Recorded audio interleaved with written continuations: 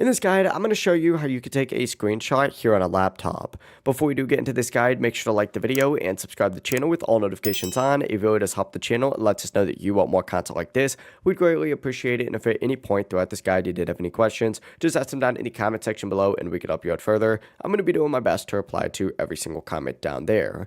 Now you can screenshot literally anything on your screen, whether it's a browser, your desktop, or any app using the snipping tool. Essentially, go ahead and look for the snipping tool on your laptop. If you don't see it, hit this little search bar, type in snipping, and it'll pop up. Go ahead and hit enter, and it's going to take you to a page that looks like this. Obviously, if you don't see it, it might not be installed. Open up the Microsoft Store, search for it, and install it. But once it is open, you'll have a few different options. The fastest way is by hitting the Windows key, the Shift key, and then the S key at the exact same time to start a snip. Or you could just hit New, and it's going to darken your screen a little bit. And then as you highlight over the portion of the screen, it's going to go ahead and, take a screenshot of it as soon as you let go of that mouse. It really is as simple as that. As you can see, here is our screenshot of our desktop, just like so. Now you can save this immediately by just going up to this top part, hitting save as, and then it'll show you where it has saved it. And then of course you can also rename this file as well and save it to somewhere else, but I like to keep mine just in my C drive. And it really is as simple as that.